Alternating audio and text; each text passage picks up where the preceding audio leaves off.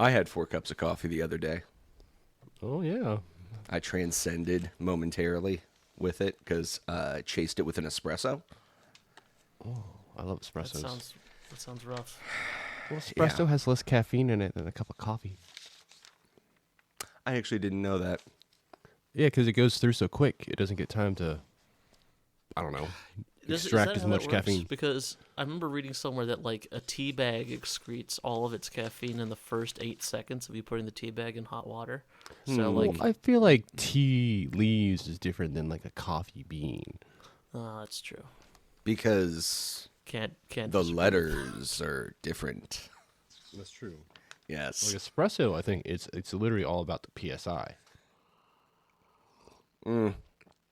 Yeah, I guess so. It's a little different than like even if you were going to French press something, which is more about like steeping properly. Yeah, and that's why French presses get you fucked up on that caffeine. Yeah. Because that's the most water to bean time. Which is the way I've been drinking my coffee lately because as Arvid properly pointed out to me, coffee has bugs in it for a lot of pre-ground.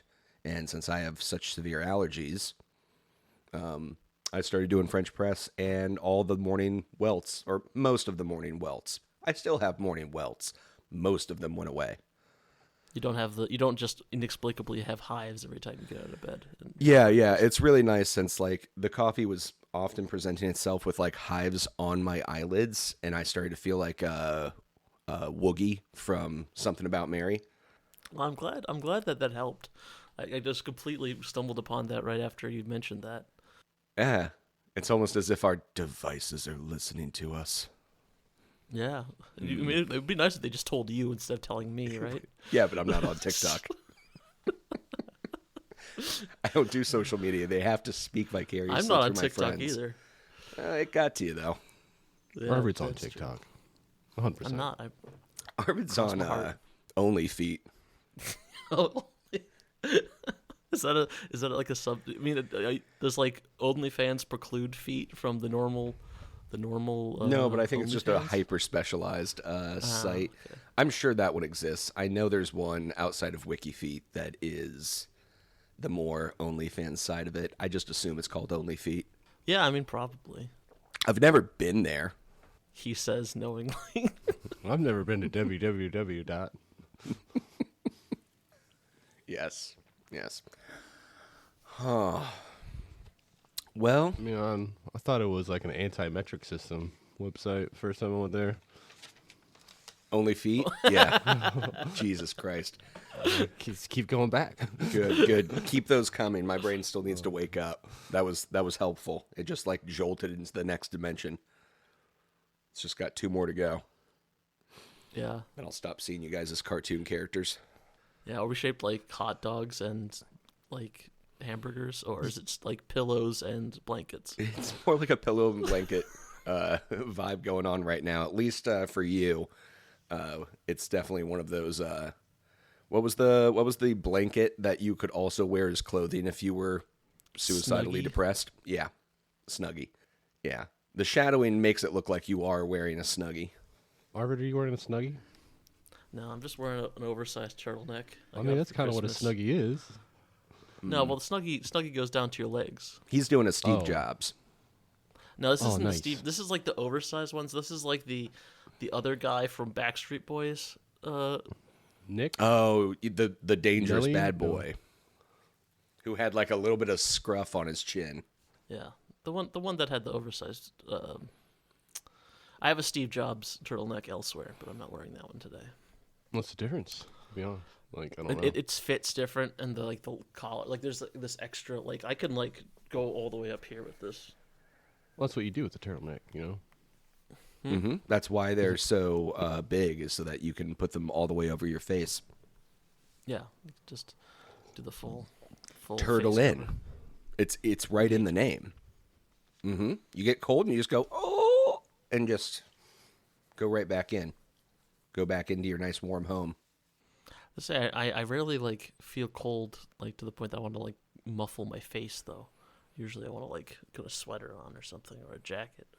Oh, I do. Walking around out here, Like, I'm just always hands to the face because I'm like, God damn it, I forgot my face mask, and now everything is cold, and I can feel my lungs slowly freezing. Oh, that is one thing. That's one thing reason I like turtlenecks is because you don't really think about it, but that little extra warmth around your neck really warms up the air going down. Yeah. It helps a lot. Yeah. I need to wear my scarves more often. I've got some nice ones. I got like the fancier, would you call it a business scarf? Business scarf? Well, because like, you know how business scarf. socks are like, I bet they do in, I don't know, Poland. I bet they do business in scarves. I'm waking up.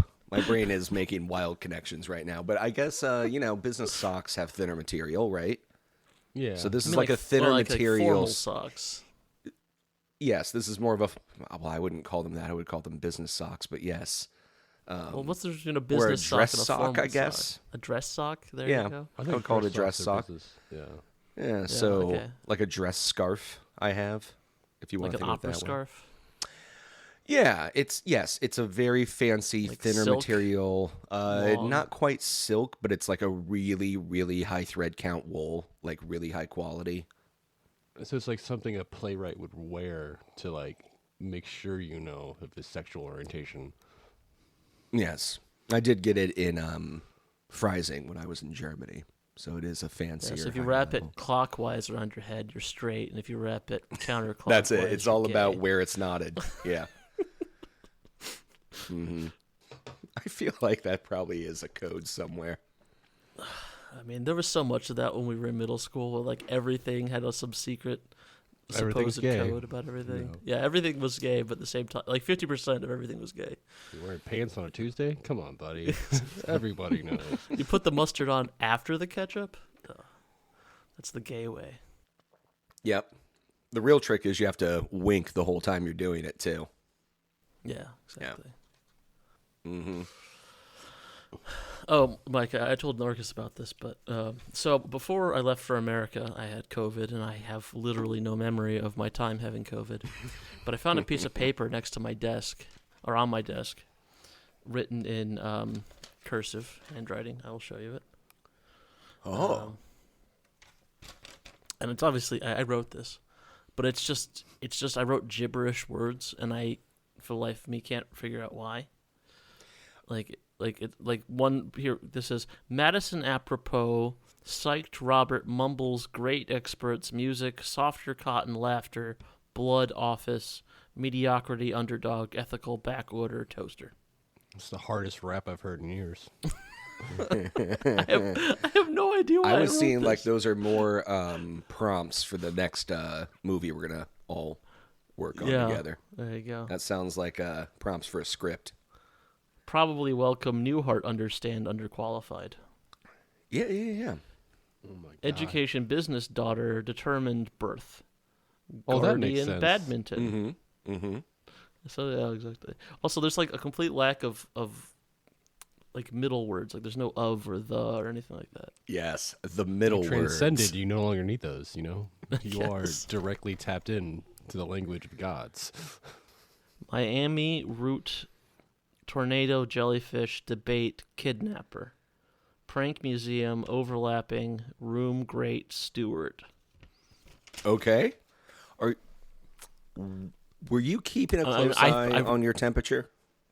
I mean, it was probably ridiculously high. Like honestly, boy. like I was shivering. I had like 4 blankets on and a heating pad, and I was violently shivering to the point my teeth were clattering together. Like it was a thing. I've never had that high a temperature before where like I hallucinate. I've come close. Like I've definitely been in a state where like I'm not functioning and I can't really make decisions for myself.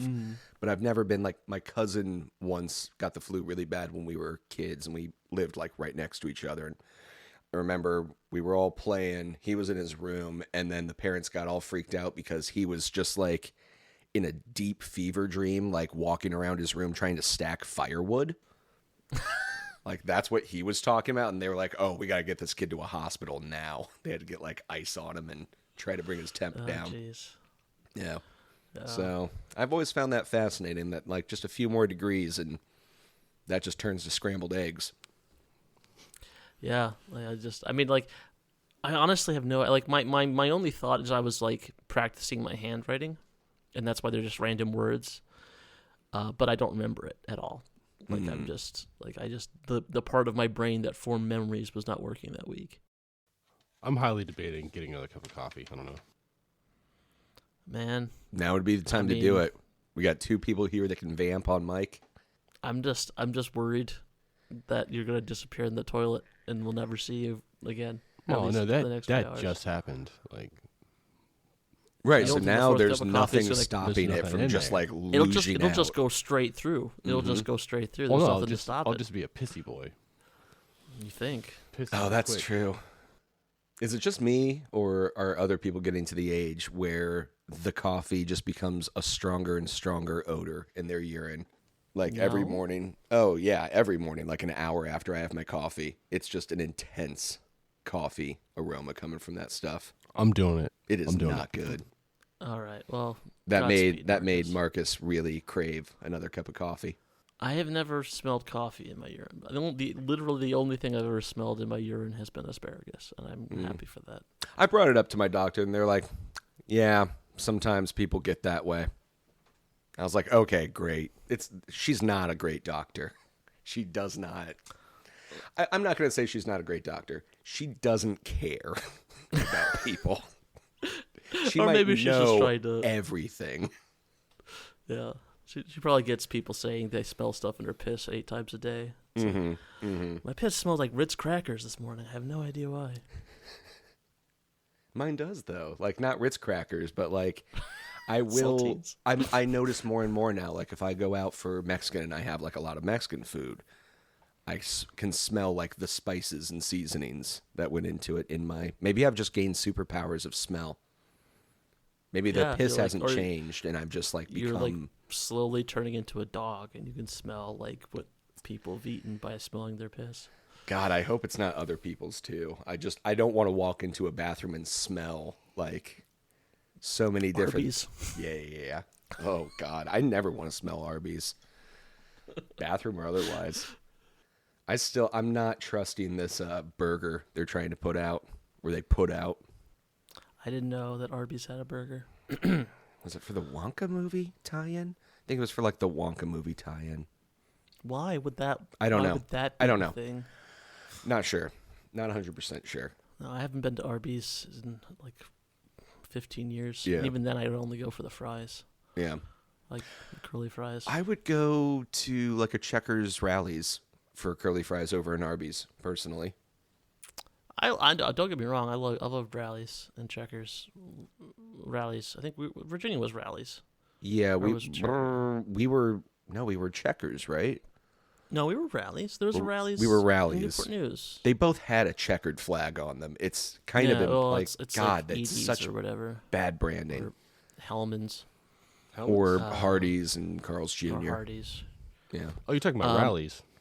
Which I prefer Rallies. No. Carl's Jr. as like a name for a place than Hardee's. Hardee's doesn't sound like a place you go get fast food. Hardee's is a place that your dad goes to after work to relax.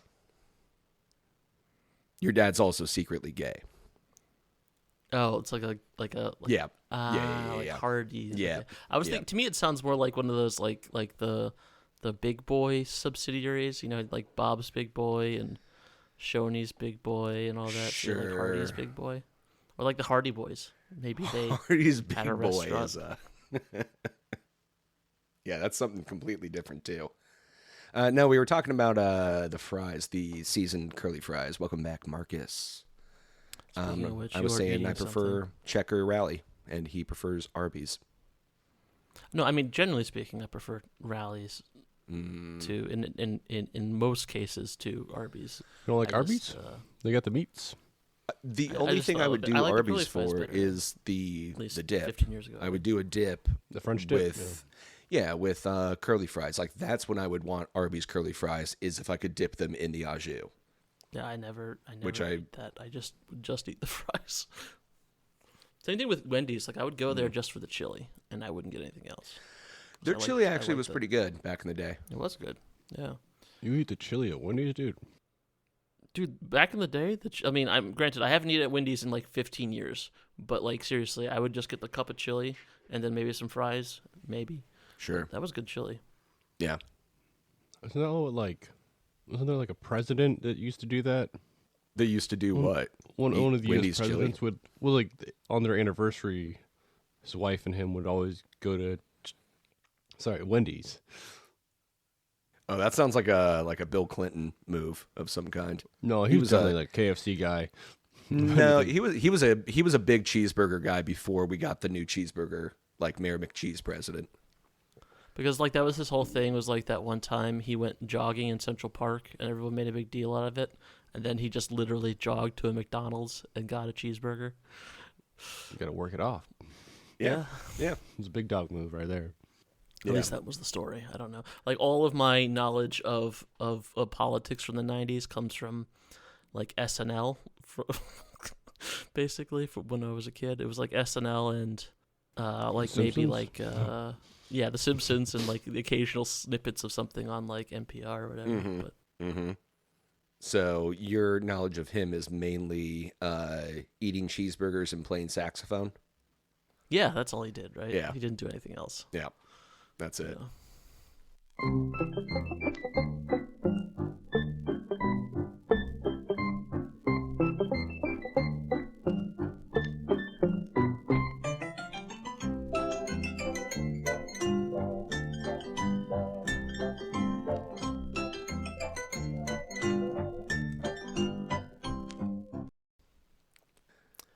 All right, moving on.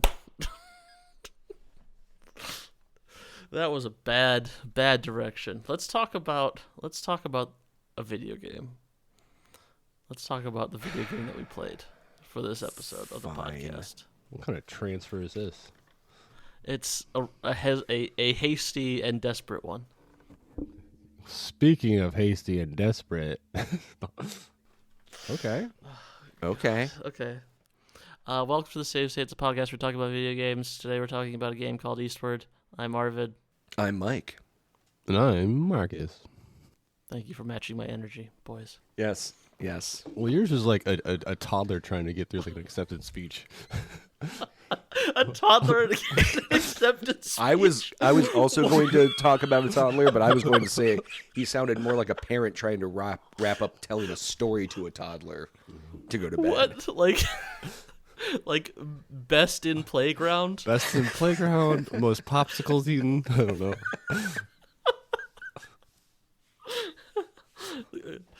Okay, that's I mean, I don't know. I guess toddlers deserve awards too. Why not? I mean, they all get them. Seems rude to have them voted on by other people. Do other toddlers Oh, vote on best toddler? Adults are voting on toddlers. Okay. I think the reason why we were so off topic is because none of us actually want to talk about this game. No. Yeah. You know, it's funny. I played it a while back and unfortunately got Marcus to pick it up himself. Well, you didn't directly get me to pick it up. I had No, but I talked it up. Seeing this game to you guys and thought if there was anyone interested in it. And I also did some research on my own before I bought it. Yeah. And was lied to by apparently everyone in the world. Yeah, that was Maybe a it's pretty some kind common of thing. psyop they're using to sell the game. Like, It has been described as by everyone I see online as Zelda meets Earthbound, which it is not. Unless got the Zelda part down. it's way more Zelda than it is Earthbound, unless by Earthbound they mean there is food and funky vibes. Yeah, but also there's like that game you pick up the pieces of as you kind of play through. That's, to me, it felt like this Eastward is to Earthbound as like Ready Player One is to Back to the Future. Okay. Like it wasn't so much like actually like it, as much as it was like trying to like, hey, you remember Mother Earthbound or whatever.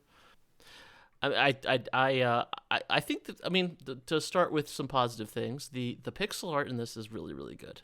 Very good. In some spots, it's Yeah. amazing. Yeah, like especially the backgrounds, it was really cool to look at. Although story-wise, the game this actually reminded me the most of was probably The Last of Us. Oh, yes. I think this Yeah. game really came out at like that hype of like The Last of Us and God of War. what was that show? Mandalorian. The Yeah. whole With like a lot of the grumpy silent protagonist protagonist. Yeah. carrying along a child thing. Logan. Yeah. Yep. Logan. Is there? Are we getting to a point where the silent protagonist is no longer like as viable a carry for a main character? I found it to be, Link. It's charming at this point because it's just part of Link's personality. It's ingrained into the character. I feel like John. We did mention we played Eastward, right? That was right up top on the introduction. Oh, I played Westward. Hey, we're playing. Oh fuck! As the I silent mean, it is in the protagonist, title, so presumably, yes, if they'll someone read know. the title They'll of the know. episode. That would be wild if they were listening to the episodes without even looking at the title, just randomly. Well, autoplay, clicking. they're There just could be on an like a binge autoplay. of the save state. They want to list all of them all at once. Hey, They necessarily look down every don't time. binge us. Don't do that. Go have a life. That way, madness lies. Yes. But I just felt like in a game that was trying to tell so little, but also failed to show a lot, I feel like a silent protagonist was the wrong call. Yeah, especially in like a text-based game too, like where So so much much. of it, you really kind of needed something else there. Well, I just feel like so often, like you'd be, kind of side quested, and you would lose sight of the overarching plot constantly, and then like you'd be. I don't know if you guys read through the text. I gave up real early on and just hit that fast forward button, and it would still take minutes. Yeah. Yeah, and there was just ton of like really like dialogue that like felt like I'd already heard before, and like world building that really felt like they didn't need to explain this, or like they could have explained it later. Like I did kind of feel like there was a lot of dialogue parts where I was just like just kind of mashing through it. Well, Yep. had Disco Elysium come out? I think so. So it might have Yeah, I been like think what they're it had been going out, for. like, It's maybe a year so they're before. like, oh, if you have a lot of text, people are gonna love the game. I don't know. I mean, maybe, but I feel like they're still they're aiming at that SNES like nostalgia buzz. Like I feel like this game, if I'm not mistaken, is made by a Chinese developer.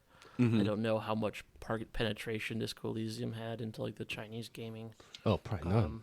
Anti-communist rhetoric. or pro-communist. Actually, Yeah, I but saw it a just lot more anti pro, there. but I mean, There's, just there the are fact there, that there there's are a few games anti-communist that can rhetoric be in that there, it's probably anti or yeah, that yeah. that pro really. I always found the anti-communists to be the antagonists, but maybe that's just my own personal views seeping into my gameplay. Yeah, probably. Probably. But no, like you mentioned silent protagonists and how it kind of lets stuff down because everything has to be explained to you constantly. Because like when you have a protagonist that can kind of talk, you can kind of get an understanding of the limited knowledge that they have, or they can kind of explain things as well, so it feels less like like knowledge is being dumped on you. Like you have games where you have silent protagonists. Those are usually the games where you're not focused on like character building and world building in that way. Right. Like like Breath of the Wild, you don't need that. You have a few characters that'll explain their little society to you occasionally, but other than that, it's all about exploration.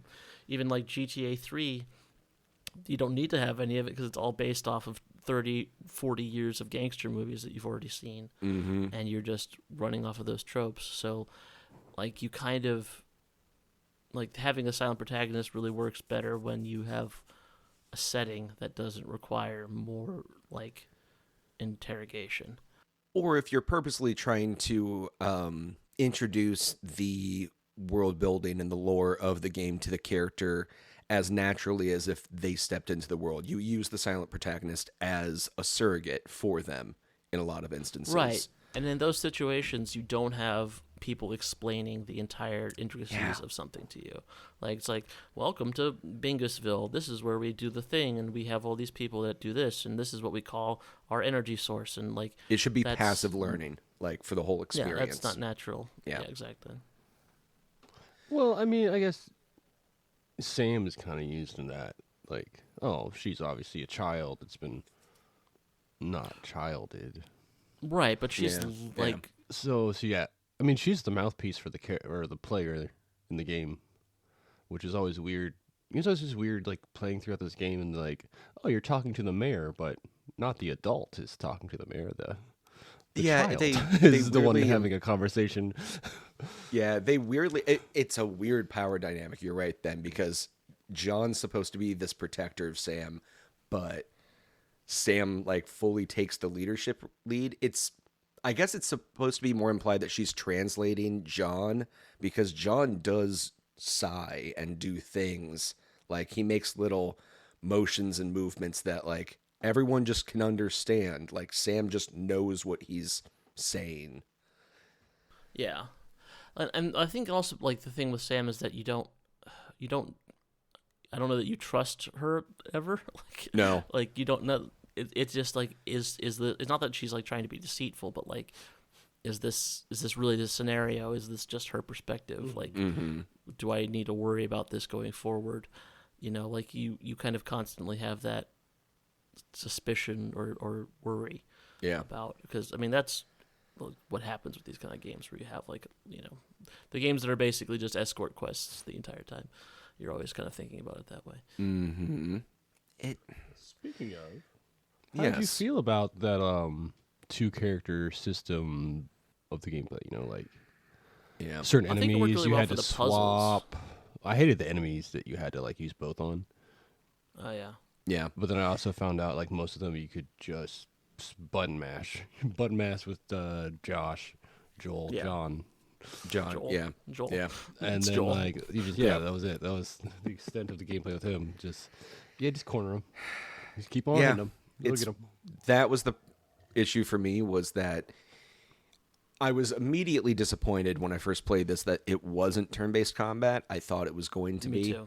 And everything about the aesthetic showed like it was going to be that kind of game. I don't know why they didn't go turn-based for the combat. I get wanting to do more of a Zelda-style dungeon crawl. They could have still had dungeon crawl puzzles with turn-based combat. There's no problem.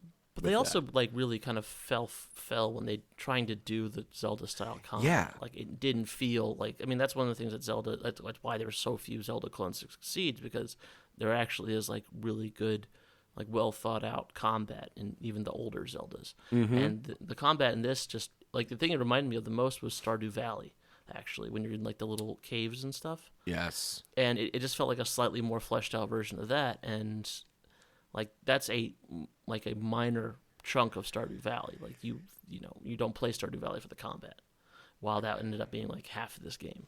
Yep. It's really astounding that they leaned so heavy into the combat, and it really fell flat. I think some of that had to do with the ability to knock enemies back and kind of do those pin them into corner style combats. If they had done something closer to what Zelda does, where you almost, not Souls-esque, but there's this dance back and forth to the fight, then you've got this ability where you're now more engaged in combat. You're watching for your enemy's cue of when they're going to be done with their little attack. Then you can get like 1 or 2 swings in, get yourself repositioned, back off, reassess the situation, watch them for their cue again. That's a lot more engaging than I'm going to push like all these jellies, like in Stardew Valley, up into this corner and just swing until I don't see damage numbers appear anymore, because I've killed it all. Yeah. That's exactly boring. Yeah. And I mean, like, I get, like, the puzzles in this were fine. But, like, the other thing that Zelda does is it does a good job of, like, having the puzzles and the combat kind of work together. Or maybe you're not, like, doing combat with the puzzles, but, like, in a way, like you need to kill certain things to get to certain parts and all that jazz. Like it feels like they're not two separate parts, where this kind of felt like you had puzzles with combat layered on top of it, and it wasn't always like, I guess, like to not to summarize, but like my overall impressions of it was just there was a lot of style without like a lot of substance to this whole game. Like it was running off of vibes and I feel like and it was a lot of like, yeah, like you were saying, like, oh, did you just referencing a lot of like older game, like 90s, 80s games. yeah, Which is fine, but well, and I liked the return to like some of the kind of junky pixel art thing where you just were kind of wandering around junkyards half the time. Like I liked that a lot, but it also felt like that was the selling point and that was the game. mm-hmm. I think as far as the combat and puzzles comment goes, for me, the reason Zelda works, especially later, well, maybe not so much now, but like Zelda of the Nintendo 64 GameCube era especially, was SNES. Like a good chunk of the middle life of Zelda has been this constant progression where combat becomes a little more intricate because you both get new enemies coming in, and you now have new items, weapons, whatever you've got, some power that is able to be used on those enemies to make the fights easier. And those same objects, as you're unlocking that side of things for combat, are being used in the puzzle and exploration side to unlock new features. And there wasn't that synergy here. Yeah, like you're like that way of like, yeah, like synergy, like engaging the same part of your brain that's trying to solve the puzzles versus the combat. You know, like that is like what I think the Zelda and the Zelda likes do best. Mm-hmm. And this, yeah, it just felt like it was trying to. It was like not even like rote copy, like where you're just like, well, this is what a video game does, without thinking about like why those games do that, you know? Yeah. Yeah. I mean, like so many parts of like the puzzles and even like the just exploration seemed like they would have to throw something in just so you had to use Sam for a second. Just like, oh, we kind of forgot throwing one of those berry bush things. Yeah, for no like reason. Almost like a check to make sure that you still have her there or something. Yeah. Mm-hmm. Yeah. Which always makes me wonder if there was like some kind of dream at one point of it being like a fleshed out like 2-player game. Yeah, I can see that being a thing. Interesting. But then they were like, yeah, no, we'll just make it a 1-player game. Or like someone wanted some kind of like Banjo-Kazooie influence onto it, like something more, don't want to keep using the word, but synergistic between the two characters, because it felt so randomly mishmashed. It felt like you're playing like the storytelling game, and they went around a table, and everyone got to like pick the next word for what these characters were going to be like. Yeah, it's exquisite corpse. Yes. Yeah, no, like it felt like it was trying to draw on a lot of games that people liked without necessarily thinking about like how those would work together or what was good about them or whatever. Like it felt very like another game that I felt like did this a lot was Tunic, where I felt like they were like, oh, we like Zelda and we like Soul stuff, so let's just put them together in a game. And it's like, well, do these work together? Does this actually make for a fun game? They had a great idea about the instruction manual being in the world, and they had nothing else. Yeah, I do feel like this game is Eastbound. It really is just like you could have picked all. Wait, is it Eastbound? Yes, Eastward and down. Eastward. John's a real son of a bitch. Eastward was just like someone like looked up all the buzzwords on like some like online forum about video gaming and just threw them all together. It seems, like pixel art. Well, you got tiny female protagonist. This helpless but has a special power. You got dad as the protagonist. You got not dad. Dad. Mm-hmm. Quote, dad. Dad, dad. Yep. Joel's not the dad. Mandalorian's not the dad. that we know of.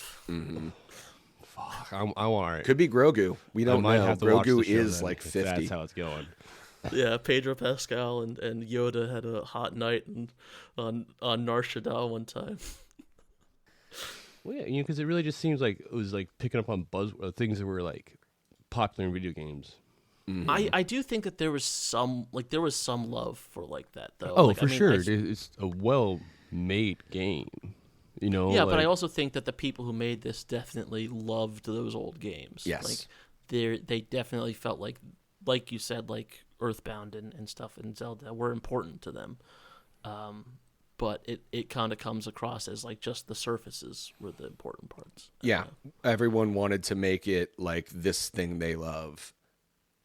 And then they got that in there and they went, great, I've done my part. Like, this thing's in there. This thing's in there. But the pieces don't work together as easily because all of those little elements were so carefully crafted and fine-tuned for those games and genres of the time that mashing them all together, yeah, it just makes an exquisite corpse. Yeah, I mean, and then I guess we'll probably stop harping on it. But like, I guess the one thing I want to like do say is like the pixel art, as I said, is really good, and the music was also pretty good. Like they did a really good job executing those things. I would, the music in some places was actually quite nice, and the environmental design was really good, and the character design was really good, and the animation is really good. Like using simple, like not really 8 or 16-bit art, but pixel art that evokes 16-bit art, and like the way they were able to animate them is really impressive. You know, that was well done. a lot of emotion was carried through, like, Yeah, very simple movements. You could like we're talking about with John, like you could see him shrugging and stuff like that, even though like they were moving literally like 6 or 8 pixels to evoke that. You know? Unlike the least subtle character, Jasper. Which one was Jasper? He was the clown-like jester person. Yeah. Oh yeah, Who was yeah. like, I was very Kefka. worried was going to become a permanent member of the party and like be the third character in combat. Yeah. Although maybe this game could have used some more characters, like some more party characters. No, they needed more. Every time at least until I figured out what the game's plan was, I kept thinking these new characters that had such strong stories to them and seemed so fleshed out were going to be like new party members that you could use. And it just never happened. That's what I'm saying. Like they kept giving us signals like from across the bar that they were super into us. And then it turns out, no, they just saw their friend like walking by, like out the window. Yeah, well, and also this game has like a problem of like how to deal with characters. Like just like, oh, we're done with this character story. We're just going to get rid of them and then move on. Yep. Yeah. Like always keep going eastward. They just had their one way of ending Yes. it. Like I felt like they just kept kind of like, okay, like it all ended up. I mean, on one hand, it kind of had like this kind of fable-y kind of, not Fable the video game, but like, and that was the fable of the trash town. Or Yes, whatever. yes. But at the same time, like it just kind of be like, so how many people had to die for this fable of the thing, or like, you know, The whole town. exactly.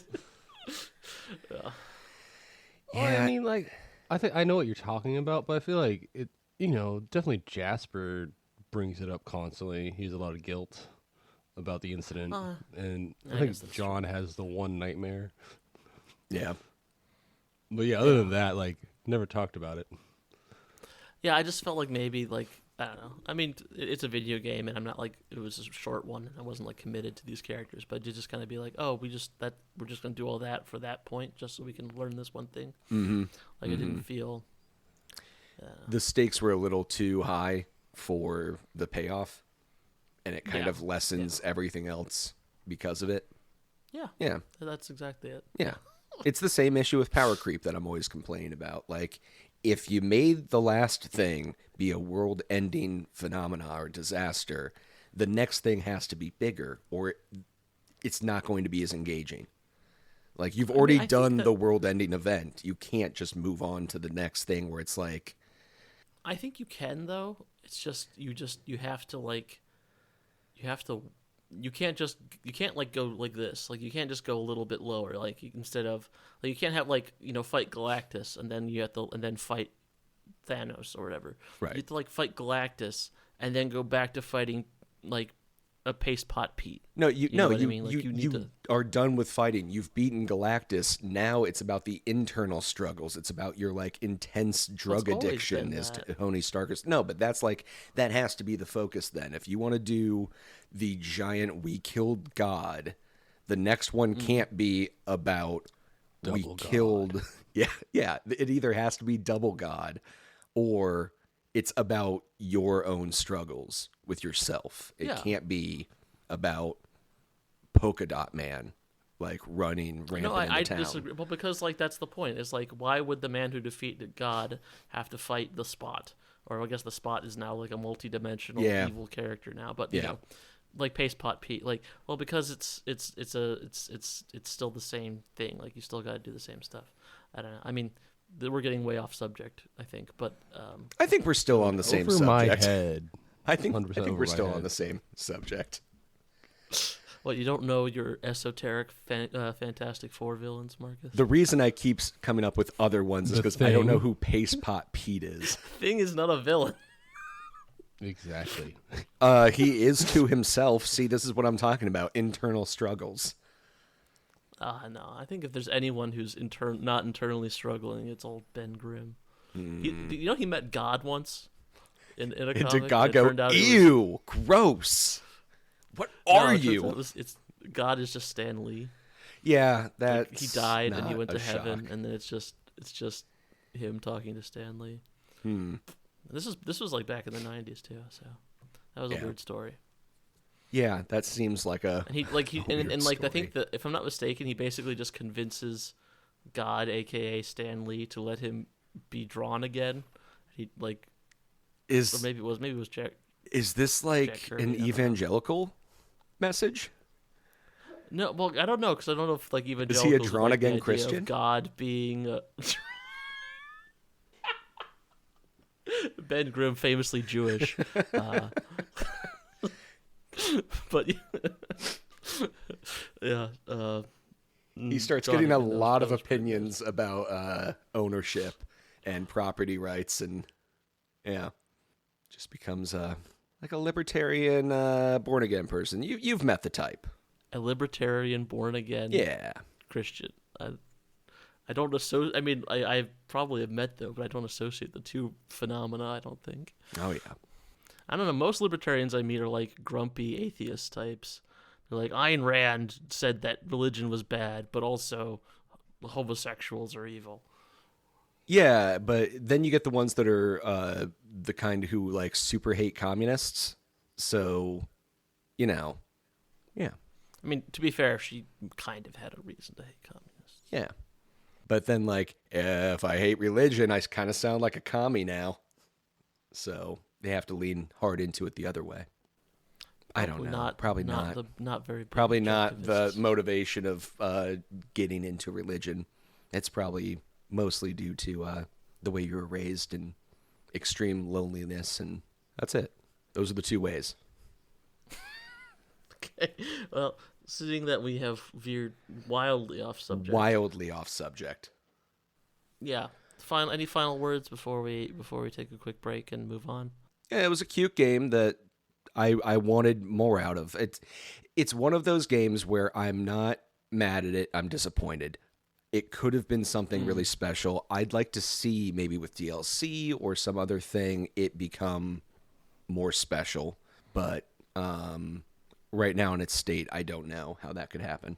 Yeah, I mean, like, my thought would be, like, if this was marketed differently, I probably would have had different thoughts about what it was going into it.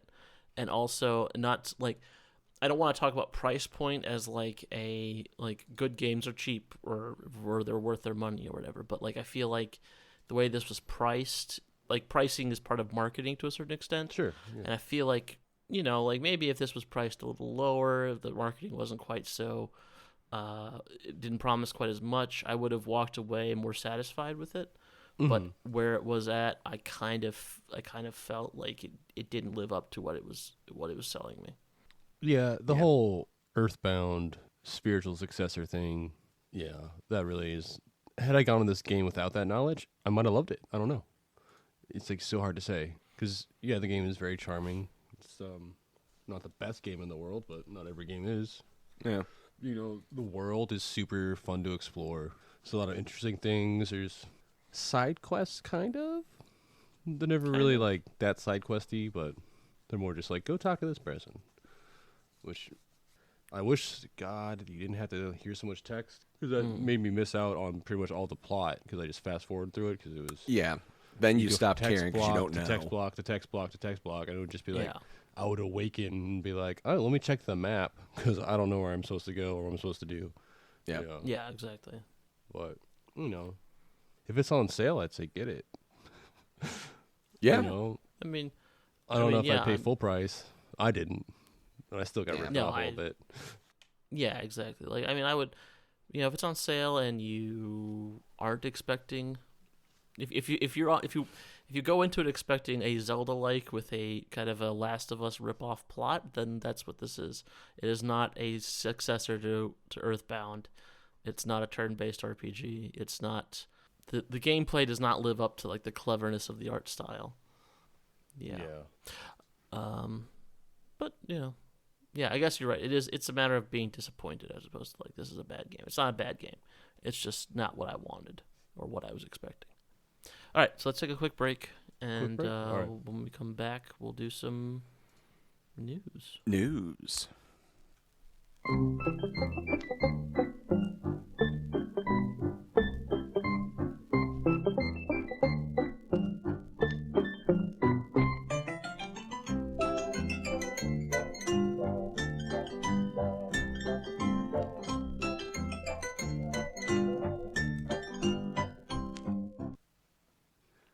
And we're back. All right, Mike, what we got for news today? News. Yeah. So, Eastward. That was... Oh, I've heard about that game. That was a game, huh? What's it about? You heard about this? You know about this? Nobody knows what it's exactly about. Oh, God. That was horrible. What? Nobody knows exactly what it's about. You can take the second take of that instead of the one that I burped through. Oh, I thought Marcus did that. No, that was me. It's impressive that you were able to talk burp like that. It surprised me. It's like Mongolian throat singing. No, the week that people are listening to this episode, though, there will be new DLC coming out for the game called OCTOPIA. It's going to take place in that town, and it's going to be a Stardew Valley-like farming sim expansion for the game. So you'll go through the town, you'll meet the people, you'll gain relationships, you get a farm, you till it, you water it, put seeds down. It's See? like they've just cribbed Stardew Valley, and it's probably what the game should have had from the beginning. Like you were saying with the combat. I wanted to mention it then. I was like, I'm going to save it for the news segment, and we'll just do an extended talk of it. But... And again, the save state times our releases perfectly. I had no idea this was coming out. Me neither. I was Here we just are looking putting it out. around for news, and this was right there last week, and I was like, well, shit. All right. Yeah, no, that's good. I might go back and finish. I will admit that I didn't actually finish this game. I wouldn't blame you on that. Yeah. I just I zoomed through a let's play of it. Mm-hmm. I got about halfway. Mm-hmm. But maybe I'll go back to it then if this looks good. But I also feel like I have like a half a dozen Stardew likes that I play or can play or will play or have played. So I don't know that it necessarily is going to draw me back. It's interesting. I find it interesting just because it's not straightforward like cows and pigs. Like just flipping through, it's like that's a pig with 6 legs and fly wings on the back of it. That's interesting. Wonder what that's going to be like as a livestock. Hopefully it's not just boring like, yeah, they look like that, but they're just bacon. Like that's what I'm worried about is lean into the zaniness and make it something very unique instead of, well, everything looks weird, but like at the end of the day, it's just a basic farming sim. It's going to make bacon and eggs and you're going to do like just farmer stuff. Well, I mean, in the base game, all the food was normal, minus like I know. a few of the salt seasoning things. Yeah. I want some more Dr. Seuss descriptors though. You want some of that Fallout like iguana Yeah. stick rad Iguana tomato on a stuff. stick. You went for a Yes. weird. You went with something people actually eat. Yeah. Wow. Good point. Wow, Arvid. There are better examples of weird Fallout food than iguana on a stick. I was going to say squirrel bits, but also people do eat squirrel. They don't usually come in cubes, though, I don't think. No, I don't But, you think know. there's enough meat to like cube a squirrel's muscle. I don't think, yeah, I don't know how that works. Maybe a fox squirrel. Those things are huge. Or maybe they, like, freeze it and it's just bone and flesh in there as well. It's just... I feel like you might get a little bit of loin strip on either side, but I feel like even with a squirrel, it's mostly going to be the legs. Like those hind legs are going to be like the main meat. And it's still not going to the be as what good as a now? rabbit's of a squirrel. Squirrels. I feel like there's Oh, just not yeah. going to be enough on the rib cage. I mean, if you're comparing it to rabbits, the rabbits have quite a bit on there, on the rib cage. That's true. That's true. But, Hmm. I don't know. Rabbits are also much bigger. Squirrels are always climbing though. Maybe they've got some like real good muscle. Like maybe they're keeping yeah. it super tight. All right. So, new DLC about Eastward means we're talking about eating squirrels. Well, possibly. We don't know what the livestock in this DLC is going to That's be. true. That's true. But yeah, it felt like it needed something, and I'm happy for them to start leaning into the way the game was playing already. This feels like a feature that should have been in the base game, and that the base game could have been more like single town focused, where like the secrets of the town uncover the story over time, right? Yeah, that does seem like something. I mean, I don't know if it necessarily feels, because they do have like the road kind of progression to this. Sure. Yeah. But you're right. This does feel like this fits well. It's interesting that it's not just a straight sequel; that it is just DLC too. Like they could have just done this and just been like Eastward Village Simulator. Like SteamWorld does with all their games, or SteamWorld. Yeah, exactly. Yeah. Yeah. Other news, if I may be so bold. Please be. The Xbox Direct Microsoft thing happened Yep. between last episode, and I watched some of it. But the one takeaway I got from that is the new Indiana Jones game, which looks Yeah, a lot of people are talking about that. made by Hometown Heroes Machine Games, creators of those games where you kill Nazis, are making an Indiana Jones game where you get to kill Nazis. So fun. I look forward to that. I do like the Wolfenstein games. Mm-hmm. Having it set in 1930s, less sci-fi Nazis, it'll be fun. And also, archaeology or whatever.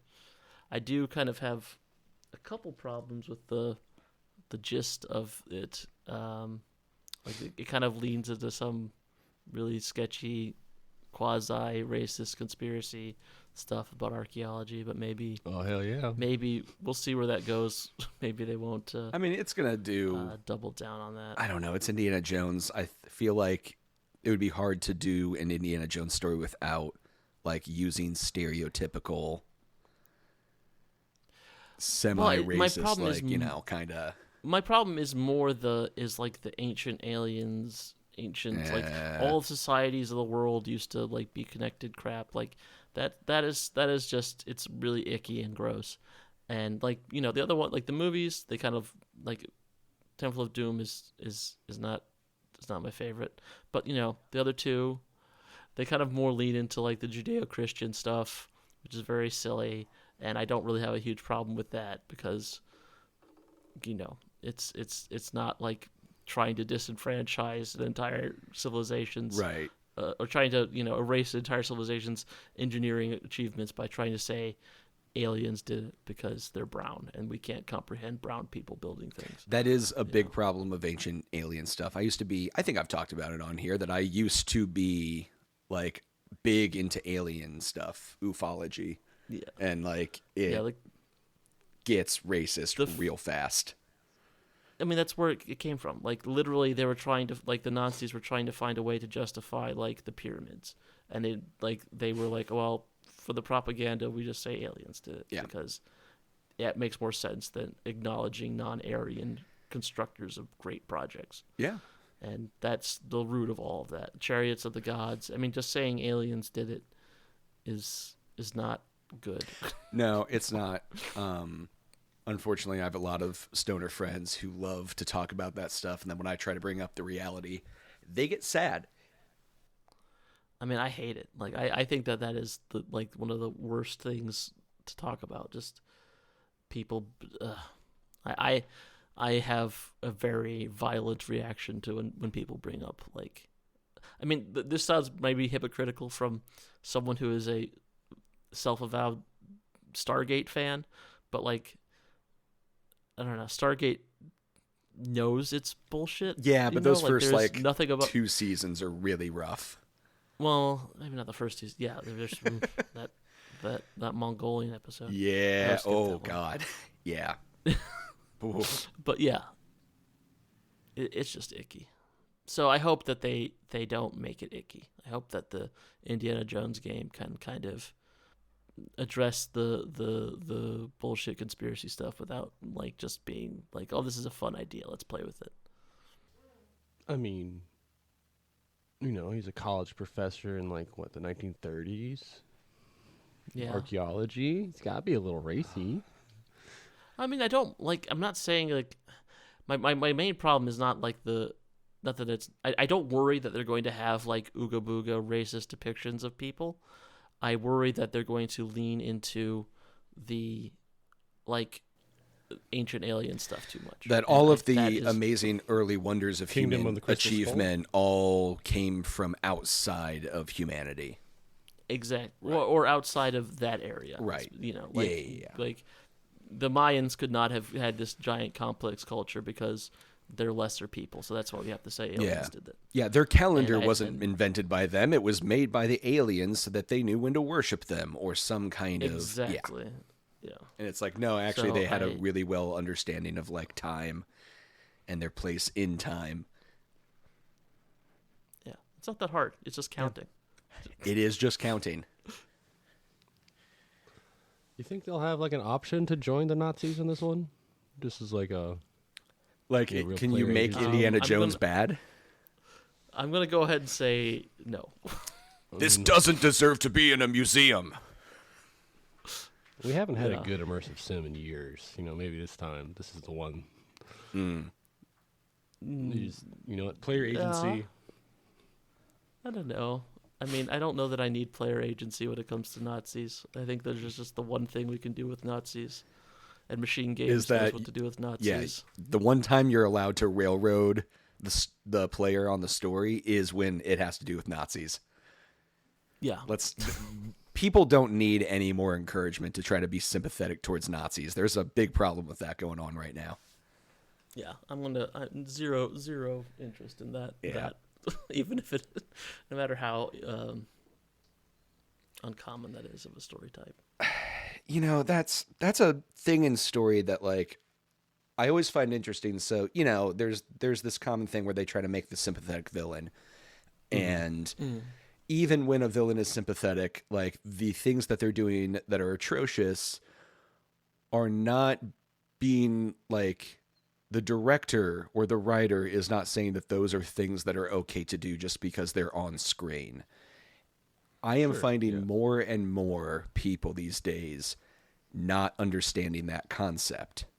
And that if a movie or if a piece of media makes something look cool enough, they just get super drawn into it without examining why it was that way. I mean, to use an example so that we can kind of argue this, like Fallout 4 with the Brotherhood of Steel, where, you know, you have a lot of sympathetic characters in the Brotherhood of Steel, but they're very much coded as fascists. Yes. Right? Sure. Yeah. Like you can, like, you can acknowledge them as being bad guys, and, like, these are, but at the same time, they never actually, like, address the fact that they are genocidal fascists. They talk about it and, like, oh yeah, we want to kill all the mutants or whatever, and the ghouls. But, like, you never actually have to do that in the storyline. Yeah. You can do the whole storyline. You can take out the railroad or whatever. But, like, there's no, like, kill all the things. Like, there's no point where you actually have to confront the values of the Brotherhood, of this branch of the Brotherhood of Steel in Fallout 4. You can have your cake and eat it too. And in that instance, like, I kind of agree with that, like, the idea that the creators didn't take this into account. Where, like, initially, probably when the writers were laying this all out, it was like, this is the bad guys. Like, these are the bad guys. If you join them, you do bad guy stuff. Yeah. And you'll have to deal with that. And then at some point, they wanted to make this more marketable. Oh, Power Armor's too cool to be That's the the evil thing. guys. We'll just make him kind of cool, evil, but not really that evil, just mostly evil.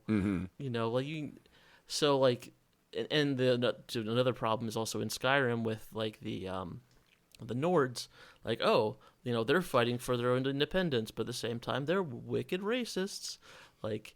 Yeah, but then you they could just join the don't want to Thalmor, and acknowledge it's it. just like, we want to set up like an oppressive religious regime. Yeah, but at the same time, you never have to confront any of those ideologies. The quest line for the Imperials and the Stormcloaks is exactly the same. You never have to deal with the idea that the Stormcloaks are going to start kicking out the Dark Elves as soon as they gain power. That the Stormcloaks got all of the Merchants Guild to block all the roads and started screaming about making Skyrim great again. It is a weird quest line you have to go down.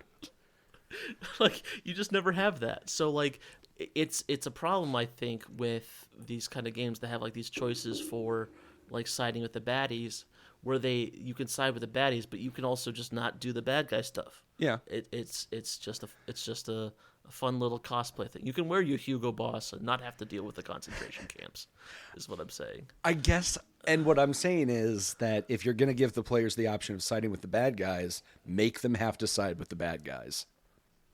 On that Yeah, no, end. I'm agreeing with you. Yeah. Like, in those situations, like, that is on the developer to make them the bad guys. Like I do think that Todd Howard needed to step up and be like, hey, they're fascists, and not necessarily just like, well, the player has the choice too. It's like, well, no, the player doesn't actually have the choice in the sense that they don't have the choice to be as evil as these characters are. You want to have them be that evil, but not have to make the players confront that aspect of the evilness.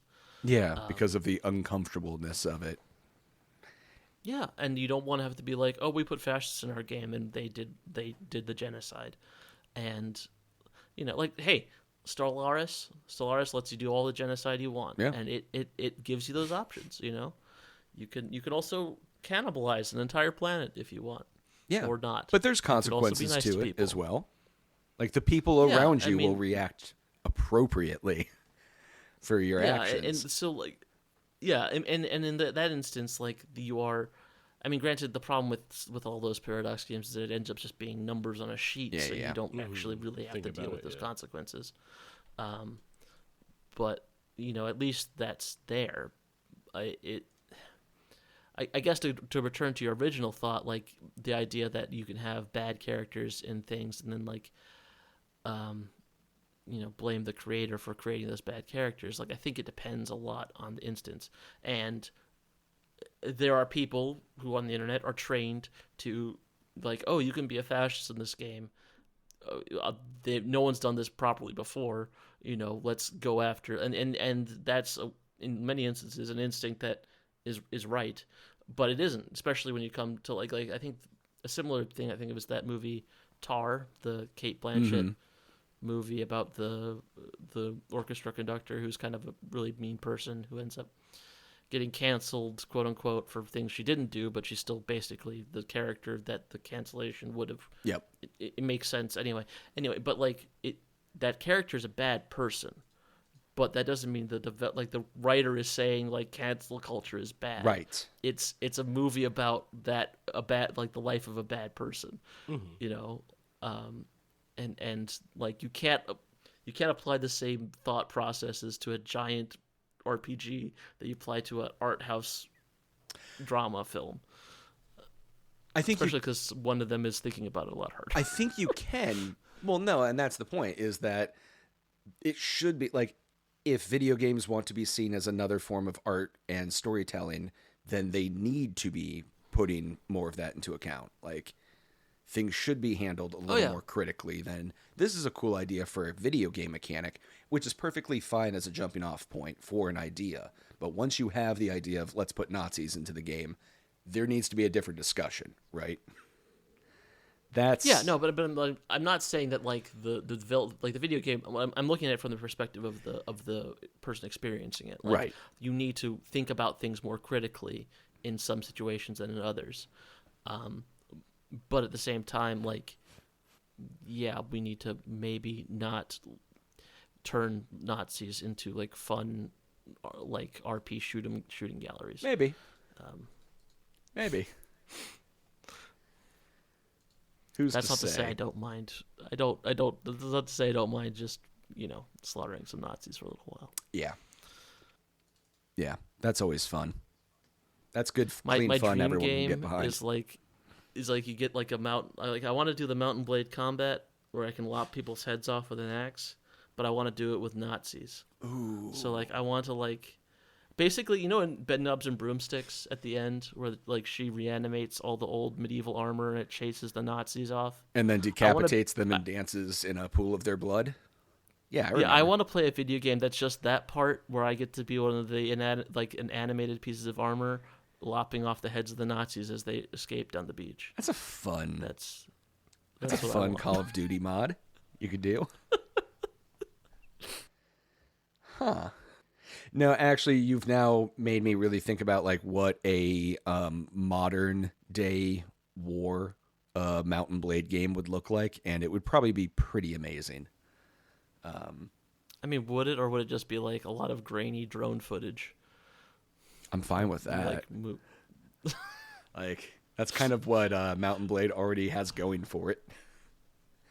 But yeah, but you don't get like that running someone down with a lance. the combat would suffer to me. for modern Mountain Blade, but it would be really interesting to see the like world exploration and the movement. Like if you were moving through the theater in like World War II.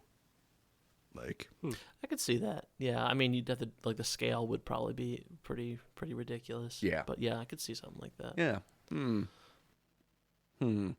All I know is I love the sequel. That is Bannerlord is solid. I haven't like I've played a little, like 5 minutes of it, but I just haven't been able to get into it like I was able to with the original. Yeah. I need to. Got to get yourself a character to fully role play. Get like invested in them. Oh yeah, no, that's the way to do it. Marcus, you've been awful quiet. What are you doing? Oh, I have no idea about these games. Sorry, I was just texting people. Texting my. He's just checking out until it's interesting for him. It's fine. That's fair. Yeah. No, He is That's what the we have him surrogate for. for the listener. I am the listener. He's our number one fan. I mean, I do. Nah, More he's emails not, from him but than anyone yes. else. Don't let Someone's Scott hear got that. Maybe I am Scott. Whoa. Lore twist. No, because I've never played Mountain Blade. Never played any of the last Wolfenstein I played. Like the It was original like on Sega. No, it was definitely a PC, on your Commodore. but it wasn't Wolfenstein 3D, but Was it the Xbox one? it wasn't on Xbox. No, but it might have been on Xbox. But I played it on PC. Yeah, the one that was just kind of like Call of Duty, but also there was like weird like Nazi magic. There was Nazi magic in it, that's for sure. But there's Yeah. Nazi magic in all of them, isn't there? Yeah, there's also Nazi magic in some of the Call of Duties too. So Okay, cool. I mean, not like it was cool. like I think, or not Call of Duty. I think Medal of Honor. Like one of the Medal of Honors, like there was like magic, like zombie dogs at the end, or maybe that was a hidden. level There's or something. like time traveling thing. I think. Yeah, I think that was that one. I who don't- made that. I think I've it was like never- Raven Software or whatever. I've never owned a duty. Well, I did like the old school one, like I owned like the old like 1942 and stuff, Yeah. and like by stuff I mean just that one. And I believe I owned like the first- Vietnam, which was a great one. Yeah, But- like Battlefield. Oh, that was a Battlefield, not a okay. Yeah. I See, think they're so, all yeah. That one's like good. I think the big difference, at least initially, was like the Battlefield games were like squad based with like big things, Yes. and then like the Call of Duty ones are much more individual. Okay. But the first two Medal of Honors weren't even like shooters as we think of them now. Oh, They were like definitely. They were very like stories. Yeah. yeah, I loved those first two ones. Yeah, they were really fun. Yeah, we should do one of them for the. I think we should do Medal of Honor Underground for the pod at some point. Ooh, the second yeah. one. 'Cause, That sounds good. No one's played that one, and it's pretty good. I don't think I've actually played Underground before. Yeah, you play as a girl Oh, cool. in a Medal In, of like, a Honor Resistance? game. Very progressive. Yeah, exactly. Wait, Like is Resistance. I might be getting my games confused, like my World War II alternate history games. This isn't the one where you're down below in like the sewers of France and Jimi Hendrix is down there with you, right? Like an alt history Jimi Hendrix who didn't die and is now like a resistance fighter in France. You also time traveled backwards. Jimi Hendrix, who would have been like 1 year old, Yeah. maybe Yeah. during World War II. Well, Maybe it baby wasn't. Hendrix. Oh, because that's what it is. It was it's a not biblical World. It's not a reference. World War II resistance game. It is like a Red Dawn alt history. I don't know about that. That's not. No. Wait, that's not Wolfenstein, is it? No, it's not. Is Jimi It's not. Hendrix in It's that? not Okay. Wolfenstein. God, Are you where just is making he this in up? one of them? No, I don't think. I said I've never had a fever dream, so I don't think I'm remembering a fever dream. Actually, Jimi Hendrix. It's actually supposed to be Jimi Hendrix, or just It's like supposed to be an African American males in the video game. You're like, oh, that's Jimi No. Hendrix. No. Is that It Prince or is wasn't that that. Jimi Hendrix? It wasn't that. The Hendrix state is famously like very stingy about people using his face. if Okay, it's not for interestingly enough, basically T-shirts.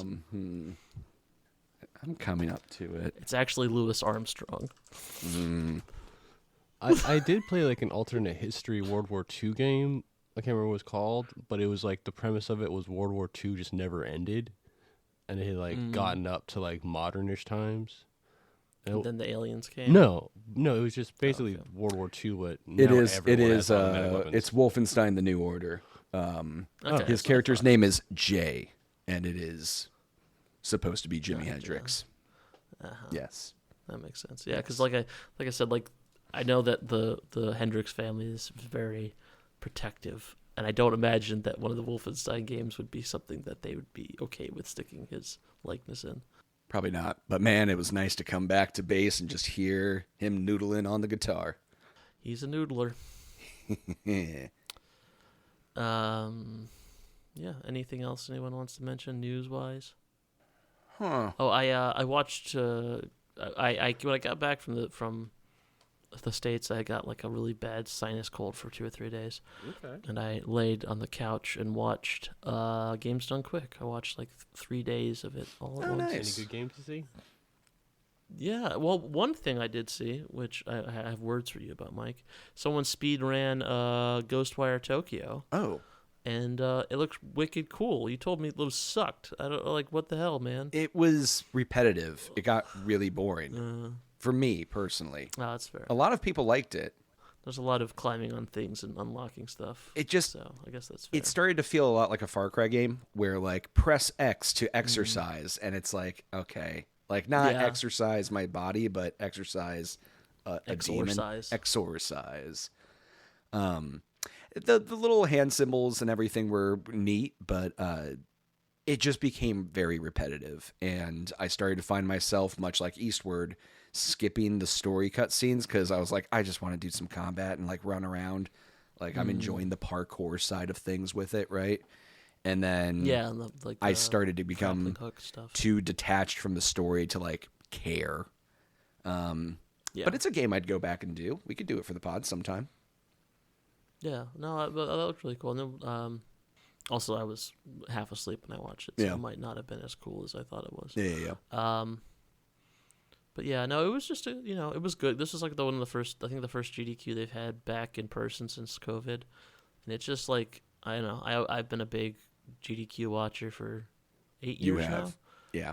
I try and watch it, twice a year, and it felt really nice. Like I felt like the energy is back, and it was like going back to like a bunch of people a lot of parasocial relationships I have with those people, and it felt warm and fuzzy. So that was pretty cool. Yeah. Fuck yeah. Yeah. I haven't watched GDQ before. I need to. It's fun. It's like I said, it's especially like the ones that are actually because like during the pandemic and then slightly after they had them all online, and it's hard to maintain that energy. But like you have all these guys like or people hanging out in a auditorium and they're all just running their games and hanging out and talking to each other and being supportive people because being supportive people. No, I think, and I know I've mentioned it on here before, but I think I just have always had this like trauma, like mild childhood trauma in the back of my head over watching video games be played, because I used to go to my friend Kevin's house and he had recorded his playthrough of Final Fantasy VII and would watch that like a show, and we would just go over and he would just pop in the VHS tape for 3 hours of Final Fantasy VII gameplay. And then, like, when a cutscene would come on, like, we'd just be bullshitting, and then he'd stop and be like, we got to watch this cutscene. I'd be like, God damn it. Well, when those cutscenes came out, they blew everyone's mind. Oh, no, yeah. they were really impressive. I still didn't Especially play Final the Fantasy FMVs. VII for, like, 10 years after that. I can see where your resentment for Final Fantasy VII comes from, though. I can get it. It's not a resentment. It's just not my favorite one. Like, I came out in an era after it, so like the mechanics and the mechanics and the graphics and everything just were better in later ones.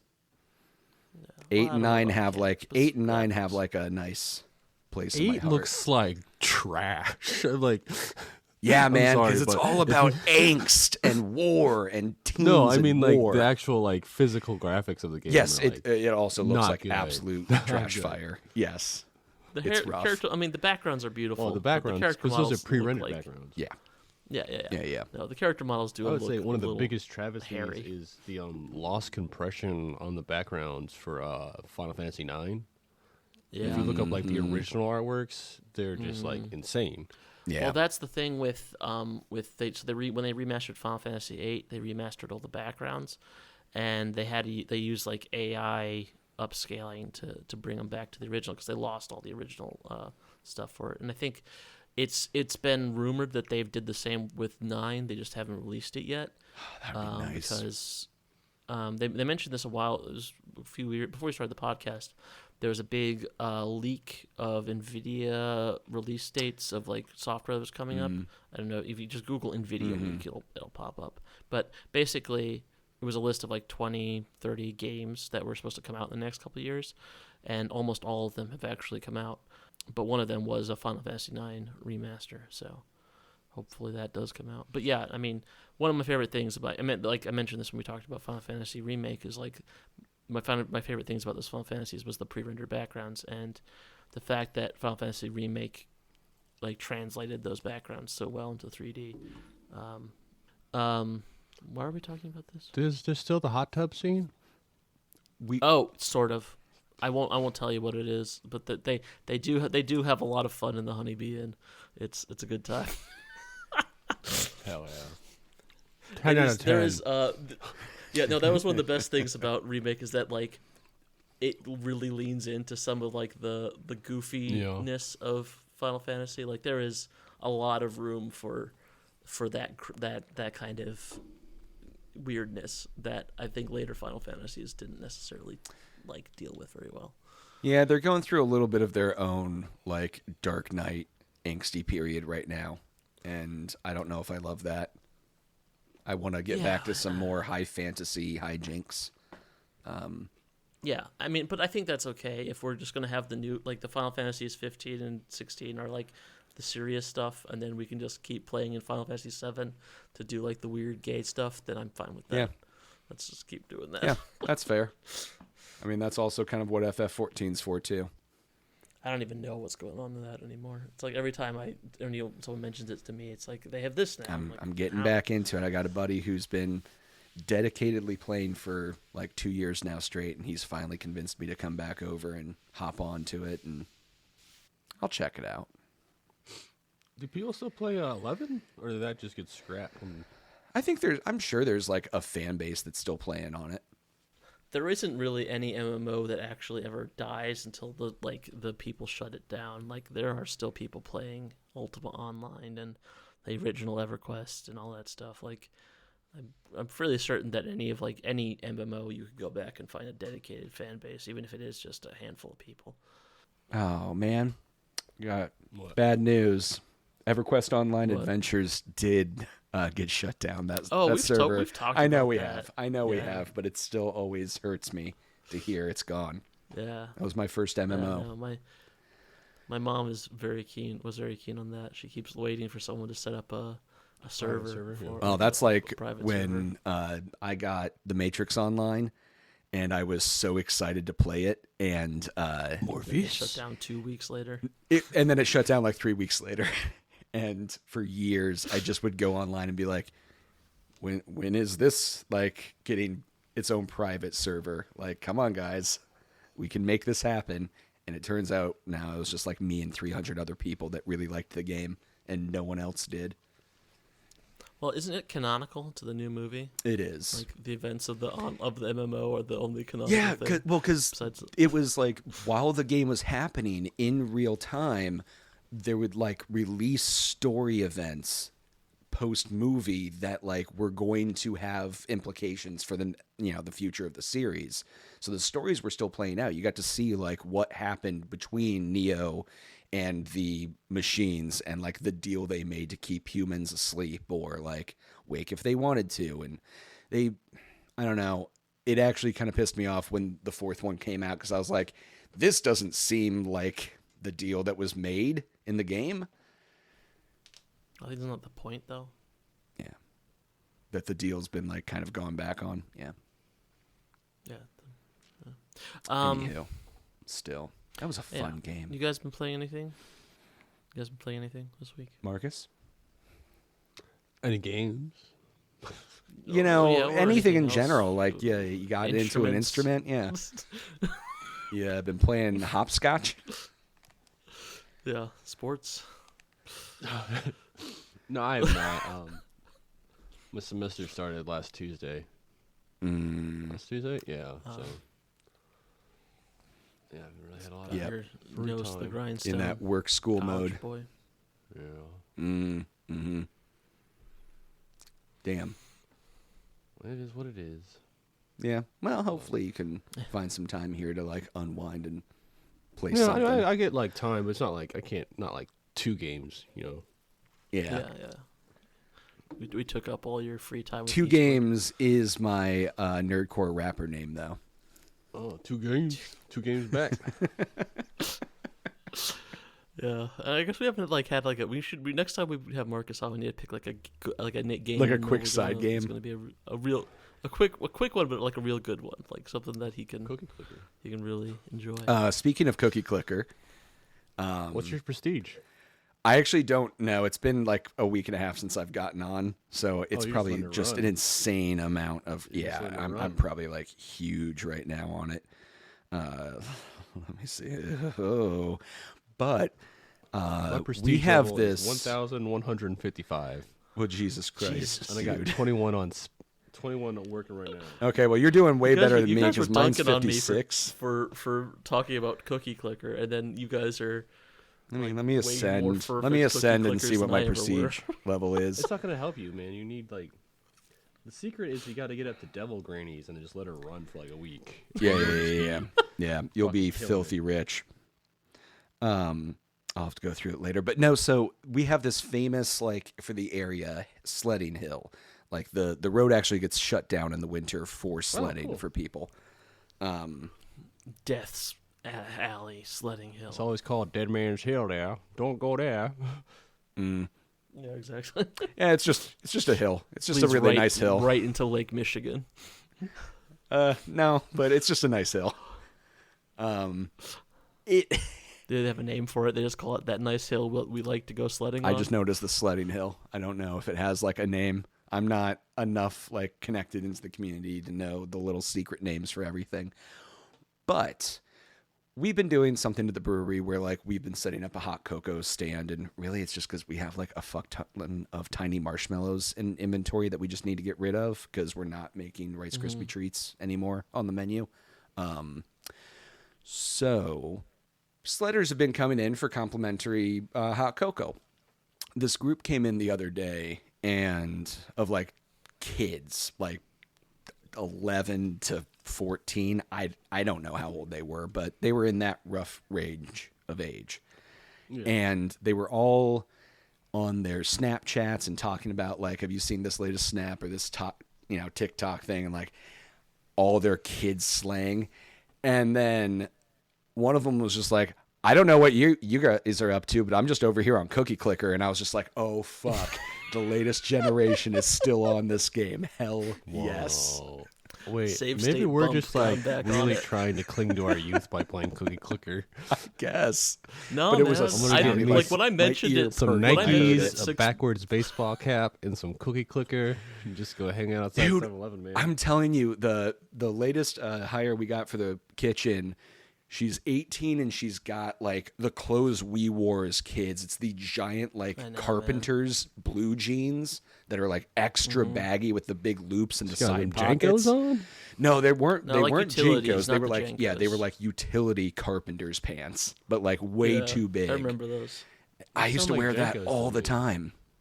They're close. No, because JNCOs just had the flat sides, right? Like they just were oversized and they were flat. And then the utility Carpenter's ones, you had like more of a cuff to the boot, and then you also like a lot of pockets and as many pockets, and like a lot of pocket space on the side with belt loop. You had like oversized pockets as opposed to extra pockets. Yes. Yeah, and the hammer loop. Yes. Exactly. Yeah. I remember one time I was hanging out with you, your sister, and your mom. And your sister was wearing bondage pants, Arvid. And then, like, every time she referred to them as bondage pants, your mom was like, if you keep doing that, you can't wear them anymore. Got my big pants on. Oh, they were like those hot topics. Well, I think your mom was like, they're just rave pants. Just call them rave pants. Yeah, exactly. There you go. Yeah. Oh, that's funny. But yeah, all of our fashion has come back. I hate it. All the music I like is in commercials now. All the kids are dressing like I used to dress. I know. Yeah. It also just means I'm old now is the problem. Yeah, but you're peak old because all the things that you did as a kid are now cool for the current generation. So you're like at this cool age where you don't have to try to change or care about things because I mean, like, when I was a kid and I was looking back at like 80s and 70s stuff as being cool, I wasn't like thinking that like those guys were still cool. Yeah, fair. I wasn't like, oh yeah, Duran's coming to the Norvo. We need to go now, you know? Yeah. Who was it? Oh God, it was. I was trying, like, it was dead at work the other day, so I was talking with a new hire about, like, you go to concerts or something, like, just anything, struggling to try to, like, have a conversation.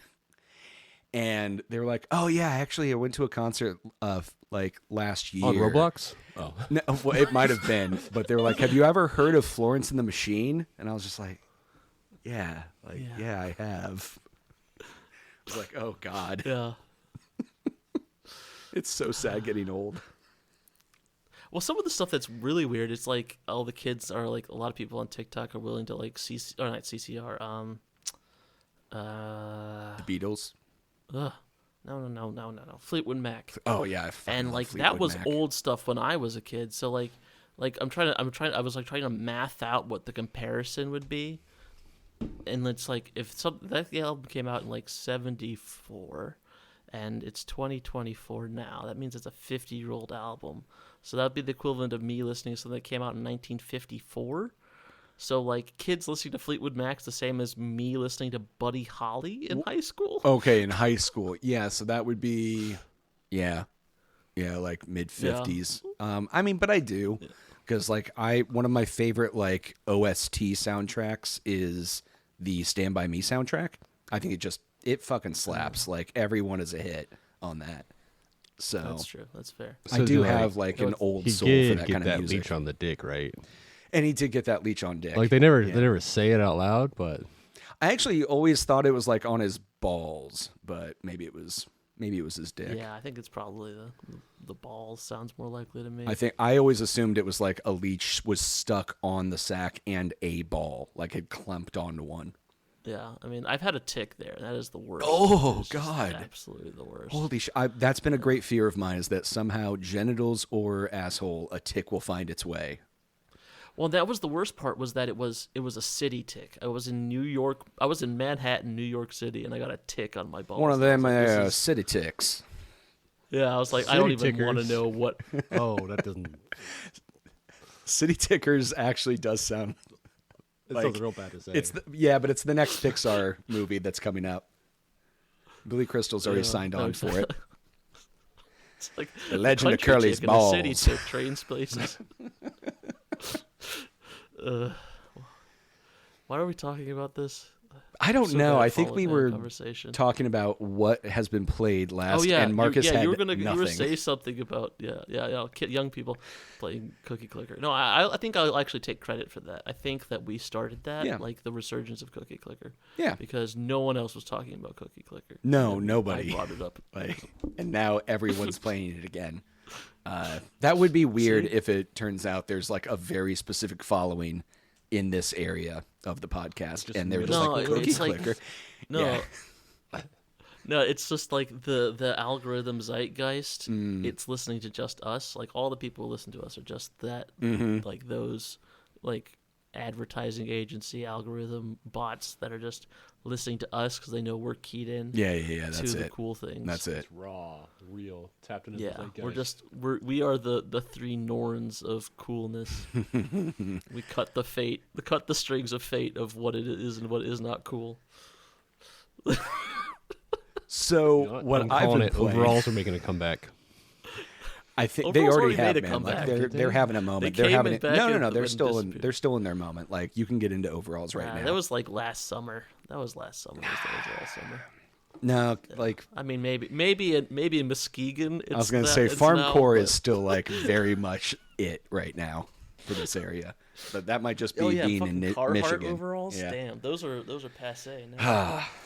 No, what I've been Not playing that I this don't week. own a pair of Carhartt overalls.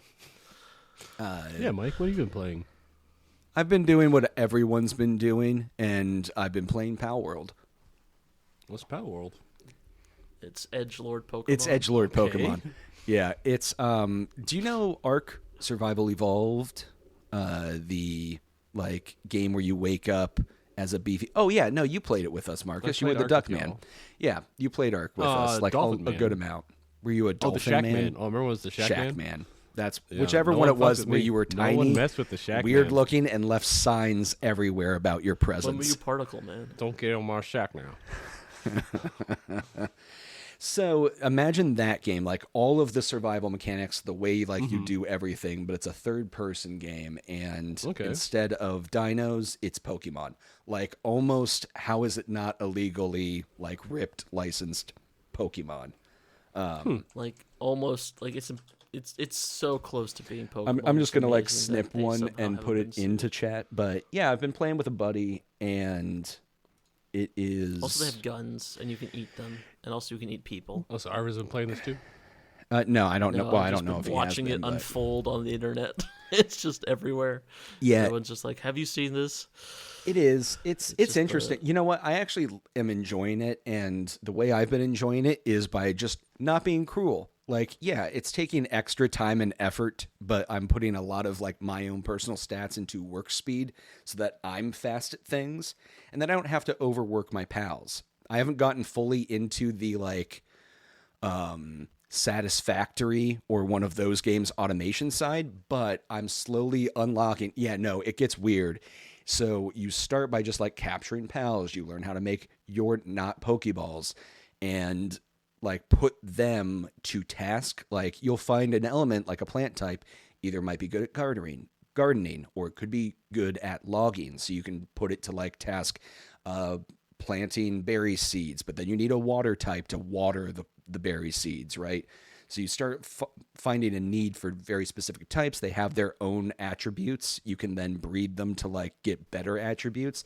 And down the road, they will eventually be in fully automated factories that you will be setting them up into to produce things for you. The electric type will be like the energy producers for that. Then they have their own sanity meters and they get stressed over time. So if you overwork them, they could become like suicidal and try to like strike almost, like just stop trying to work. And then there's ways you could kind of beat them back to work. It's not great, and I'm trying to avoid... Or you could eat them. You can eat them, too. I have done that a couple times, but it's because they are like... one of the first missions is like, catch 5 of this sheep. And it's like, well, I only need 1 of them. So I'll catch 5. You can also capture other trainers and eat them. I haven't eaten one, but I did capture one. It's actually incredibly hard, and every time I try to open up my menu, an error in, like, maybe Mandarin... I can't tell, but it pops up on my screen and it's like, this isn't okay. And I'm like, oh, and I have to actually like grab my mouse and like click this window pane that pops up. But it's a fun game. Like the gameplay loop is really fun. You always feel like you're unlocking some new thing that changes the way you're playing. Like now I'm constantly in egg rotation. I'm finding special eggs and hatching them, and it's things that I can't find just out in the world around me. And so is there like a plot, or is it just like all those other games where it's just like open world survival? I think there's kind of a plot because they have like a Team Rocket in the game. I'm still like trying to get a high enough level to beat the first boss, which is just like a gym trainer on a giant Electabuzz that's not Electabuzz. And the Electabuzz has like laser cannons and shoulder mounted machine guns that it can like bring out occasionally. Okay. Yeah. It's interesting. That's not even like the hardest part of that fight. The hardest part is it does like this triple jump that does like this electric attack with every landing. And that is, that's like a one-hit KO if you get caught in that thing. Really annoying. But it's fun. I'm actually enjoying it. And pretty much everything you catch, or a lot of the things you catch, unlocks some special tech for that thing. Like, there's a Vulpix that's not a Vulpix, and that thing unlocks a harness that you can learn that lets you strap it to yourself while you have it out in your party. You can pull it out, grab it, and then hold it in this harness like a flamethrower, and then use its fire breath attack as like a flamethrower weapon, which is kind of fun. So kind of, yeah. Well, right? Doesn't that sound fun? It is fun, I should say. But yeah, I just sent. That is not Lucario from Pokemon. That is just. That's Bubario. That's Bubario, yes, from Palmon. Mm-hmm. Yeah, I mean, Digimon ain't got nothing on PALWORLD. It's pretty fun. I'm not gonna lie. I think I would have less fun with it if I wasn't playing with another person. It is on Game Pass right now, so you've got to have a Game Pass subscription. But it's on Game Pass as well as on Steam. Yeah, it's on sale on Steam right now. Oh, nice. I might actually grab that because the Xbox Game Pass version is a little janky. You can only have like 2 to 4 people on a server. And using a controller, like none of the button prompts pop up. It'll just say press blank to do this. And I have no clue what blank is. So I've just been trying to like button mash to figure out my control scheme. Yeah, from what I read an article, the developers were not expecting the game to do quite this well. Yeah. And they may have shipped it a little underbaked. And they're having trouble... They have a lot of hot fixes they've already pushed out on the Steam version, but like the way they have to go through Microsoft for approval on Game Pass is slowing down the updates. I have a feeling they're going to get fast-tracked Game Pass version is jank. Internally from Microsoft. Since it's blown up so big, someone's going to knock on someone's door and be like, hey, you got to get this one pushed through. Maybe not. I mean, it would behoove them not to, so that they can actually... I mean, they make a lot more money if you buy it on Steam than if you just play it on Game Pass. Yeah, but then Microsoft has less concurrent users on their side. Like, it would behoove Microsoft to I don't fast even know track if they it. care. Yeah, maybe they Yeah. don't care I mean, anymore. that also implies like someone at Microsoft cares. Like it's not just three guys. Like just like Just doing a lot of cocaine. yeah. But no, I'm enjoying it. I would recommend people give it a check if they like Pokemon and they like survival games. The guy, Or if they don't like Pokemon, from what I can tell. If you like the idea of not liking Pokemon, you probably will. if you liked the idea of Pokemon in a world where, like, what if Pokemon were in a real world setting? I think this is closer than what Pokemon has been doing more recently with its open world games. Well, that's because Pokemon can't exist in a real world setting. It's like the same thing. It's like the same problem. Like the problem I have with PALWORLD is the same problem everyone had with the Cats movie, where it's like you can't take Cats the musical and put it into a real world setting because it's terrifying. Well, first off, terrible. Detective Pikachu proved that opinion wrong, because that movie is dope. Detective Pikachu was not the real world. It felt like Roger Rabbit, you know? Like No, like it absolutely, because that's as Pokemon- close as Pokemon would get in the real world, right? Right, but they also have like there's a division, right? But like in Power World, like it feels like I guess in the comparison, Detective Pikachu is Roger Rabbit, Power World is Cool World. Okay, I will give you that, but let me push back on it a little bit. I think some of this has to do with the framing. Do you remember way back in the day how Sega and Nintendo were in their eternal spat, and Sega was trying to make everyone who played Nintendo feel like a baby? Yes. Yeah, so the Kirby games were like Nintendo's wild answer to, we're going to get people to think Nintendo's tough again. And it would always be this guy screaming, Kirby! And like, it was always spastic, Well, that was quick just cuts that and was editing. just the American No, advertising. I know it was. And this is what my argument is for PALWORLD, is it is not a game about Pokemon with guns and like being cruel to Pokemon. It looks a lot like it has Pokemon been with advertised. Pokemon with guns is Digimon. Yes, that's true. It has been advertised as a game that is an edgy take on Pokemon, when it is really just a survival sim that has Pokemon in it. And the advertising team was like, we got to make this look like hard and tough, when everything that I've been playing so far is pretty cutesy. Like, there's aggressive Mon, but there's not like a lot of violence. You can eat them. You can, but even then it just puts like a censored mark over like the butchering of them. It's not like intense, and now you have some wool and lamb. But meat. that's even worse, isn't it? Like, why show anything at all? Like, if I could, in other games where there's meat, it's not like they just like blur out the butchering process. It's just like suddenly I have meat, you know? I'd be fine with that too. I guess what I'm saying is like the advertising for it has been pushing something that I have yet to really see in the game. But also it could be the way I'm playing it, because I don't. I think also want like to be a lot cruel. of the streamers I've been watching play it, they're leaning into the edgelordiness of it, and they're like, "Whoa, you can do that? That's gross." And yeah, so that's probably part of where I'm getting this from. I think most people are getting it that way, and it's the exact thing they wanted, right? They're getting the reaction they wanted they from sold people. 3 million copies or whatever already. Yep. So like, Yep. that's what they want. So hopefully that means that we'll have more content to it soon. It's going to get more polished. I mean, it's still early access, so I know it's going to have more. But yeah, I'd like to see like actual story come through.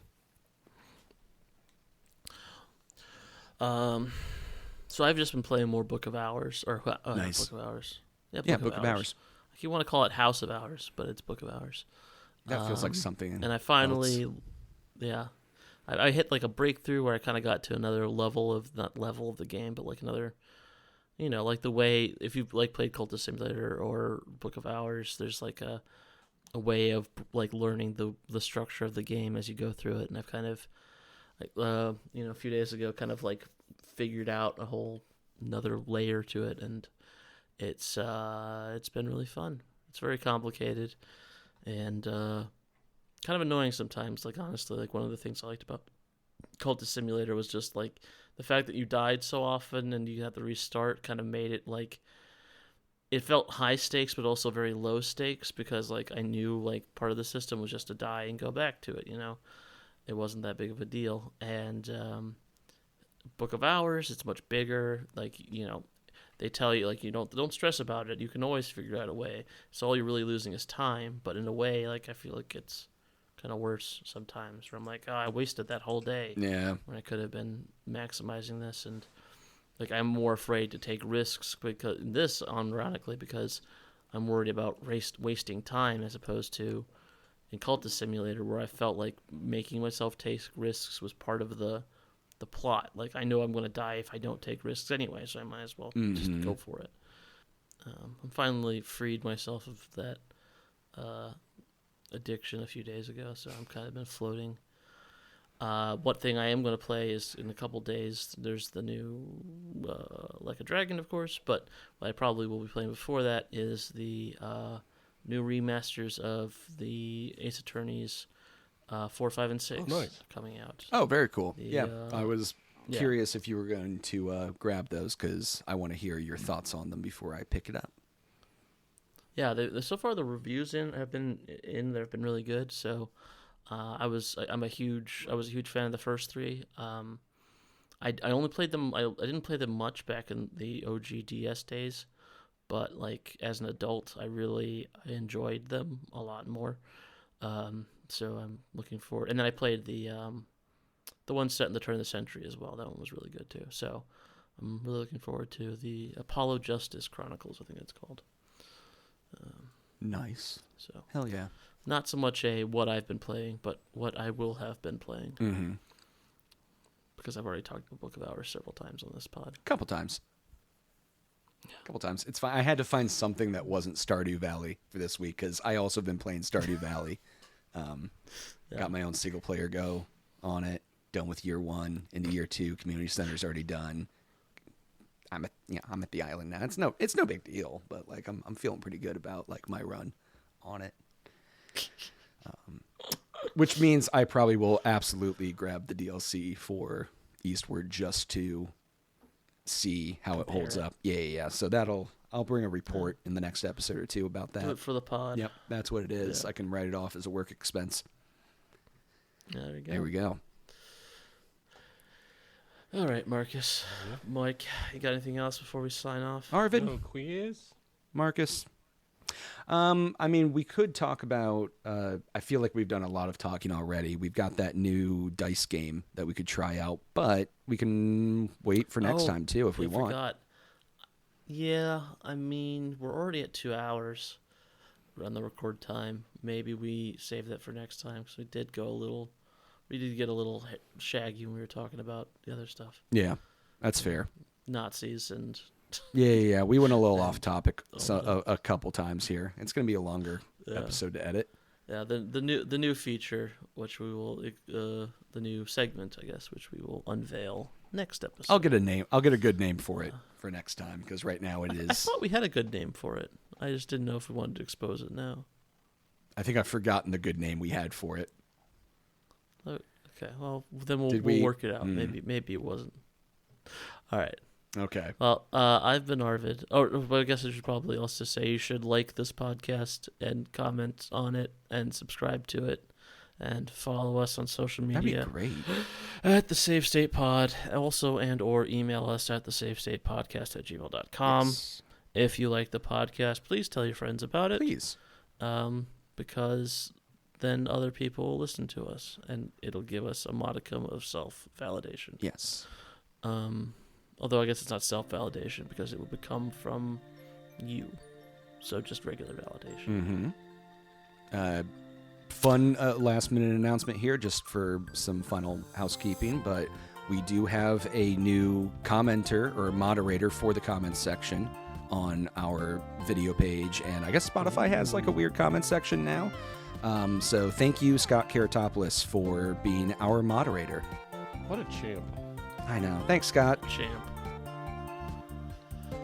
Bye. I've been Arvid. I'm Mike. Marcus? Fuck yeah, you are. Bye. Bye. Brr.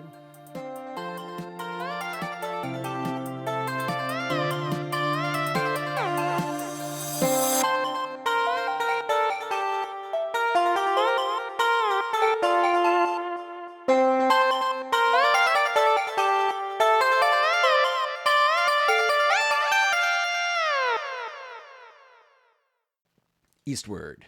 I didn't even bring up my cool stoner comment about how, hey, you get that, like, in old school side scrollers, you always move to the right to, like, move forward and progress. Eastward, always heading east. There's something there, man. Think about it.